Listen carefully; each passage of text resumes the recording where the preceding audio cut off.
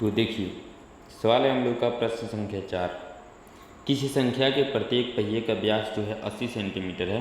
यदि यह car 66 kilometre प्रति घंटे की चाल से चल रही है तो 10 मिनट में प्रत्येक पहिए कितने चक्कर लगाएंगे। सबसे पहले जो पहिया आपका दिया हुआ है उस पहिया में जो डी दिया हुआ है हम लोग हल करेंगे इसको, जिसमें आपका डी का मान जो दिया हुआ है 80 सेंटीमीटर है। तो हम लोग तुरंत इसको निकालेंगे आर, 80 बट्टा हो जाएगा 2, ये हो जाएगा 40, यानी कि 40 सेंटीमीटर हो गया। अब हम क्या करेंगे, इस पहिए का परिधि निकालेंगे। ठीक है,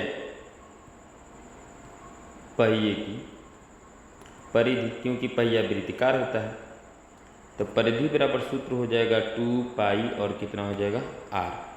तो 2 पाई आर आएंगे, 2 इंटू पाई का मान हो जाता है आपका 22/7 और आर के मान हो जाता है आपका कितना 40।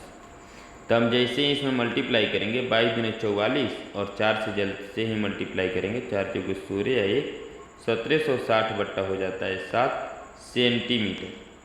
सवाल चूँकि देखिएगा ये जो है हमें किलोमीटर दिया है तो इस सेंटीमीटर को कोशिश करते हैं याद दे करके थोड़ा और आगे बढ़ जाते हैं, मतलब 1760 बट्टा 700 मीटर, क्योंकि सेंटीमीटर को हमने मीटर में कन्वर्ट कर दिया।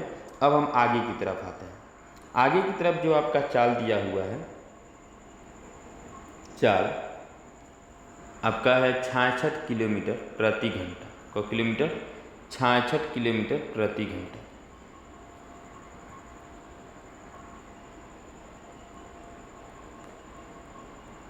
इसका मतलब हुआ चूँकि एक घंटा में 66 किलोमीटर की दूरी तय करता है। हमें जो सवाल में बताया गया है कि 10 मिनट में निकालने को, तो या क्या करते हैं, बस 66 को हमने क्या कर दिया 60 मिनट डाल दिया, एक के बतिया हुआ। अब किलोमीटर को हमने क्या किया 66,000 मीटर में कन्वर्ट कर दिया, इसलिए 1 मिनट में हम निकालेंगे। तो 1 मिनट में यदि निकालते हैं तो ये हो जाएगा आपको 66,000, अब बट्टा में हो जाता है कितना 60, 0 से 0 कट जा रहा है, 6 कम 6 मतलब 1100। तो हमें जो है 10 मिनट में चाहिए, इसलिए 10 मिनट में, तो 10 मिनट में हो जाएगा 11,000 इंटू 10, ये 1100 होगा, 1100 इंटू 10 इक्वल टू हो जाता है आपका 11,000 मीटर। अब जरूर की देखिए, हमें जो पहिए की परिधि दिया है 1760 बट्टा 700, ये कितना चक्कर लगाएगा 11,000 मीटर की दूरी तय करने में। तो अब हम लोग क्या करेंगे, पहिए द्वारा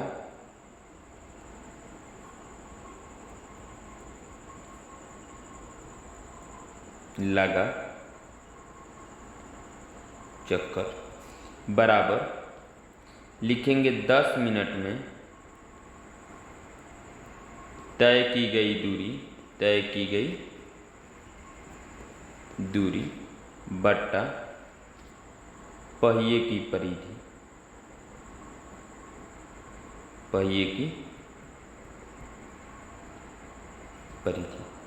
तो हम लोग क्या करते हैं आगे, जो 10 मिनट में तय की गई दूरी है ये हो जाता है आपका 11,000, अब बट्टा, और पहिए की परिधि जो है आपका हो जाता है 1760 बट्टा हो जाता है 700। जैसे ही हम इसको डिवाइड करते हैं 11,000 गुणे 700, अब बट्टा में हो जाता है 1760। अब हम इसको काट देते हैं, जब काटेंगे तो 11 एकम 11,000 हो जाता है, और फिर 11 एकम 11 और ये हो जाता है 6 17 66, 11 छके 66, और फिर उसके बाद हो जाता है 0, 0 से 0 कट गया, फिर 16 से काटते हैं, 8 से 8 दूना 16 और 8 कम 8 और 2 हो जाता है आपका 10, यानी 20 हो गया, 8 दूना 16, 4 8 5 40। फिर 2 से काटते हैं इसको तो ये 35 मरतबा में, यानी 125 इंटू हो जाता है 35। ये दोनों में जैसे ही हम मल्टीप्लाई करेंगे, 50 25 के 5 हाथ में लगा 2, 5 दूना 10, 2 12 के 2 हाथ में लगा 1, अब 5 कम 5 1 6, फिर 3 5 15 के 5 हाथ में लगा 1, 3 दूनी 6 1 7, और 3 एकम 3, 5 की 5, 5 2 7, 7 6 13 के 3, 3 1 4, यानी ये हो जाता है 4375। यही आपका हो जाएगा आंसर। ठीक है। उसके बाद आपका क्वेश्चन नंबर 5 है कि निम्नलिखित में सही उत्तर चुनिए और प्रत्येक उत्तर का औचित्य उत्तर दीजिए। सवाल कह रहा है, सबसे इजी है ये, एक वृत्त का परिमाप और क्षेत्रफल संख्यात्मक रूप से बराबर है तो वृत्त की त्रिज्या क्या होगी। तब वृत्त का परिमाप और परिधि दोनों सेम होता है, तो हम लोग जब ये ऑप्शनल है तो हम लोग क्या करेंगे, वृत्त की परिमाप बराबर वृत्त का क्षेत्रफल। तो वृत्त का परिमाप हो जाता है 2 पाई r और वृत्त का क्षेत्रफल हो जाता है पाई r²। पाई से पाई खत्म हो गया, r से ई r खत्म हो जाएगा, एक r बच जाएगा, मतलब 2 बराबर r, यानी कि त्रिज्या हो जाता है आपको 2 मात्रक, यानी आपका आंसर यहाँ है। चलिए फिर मिलते हैं अगले वीडियो में अगले क्वेश्चन के साथ। आप सभी को जय हिंद।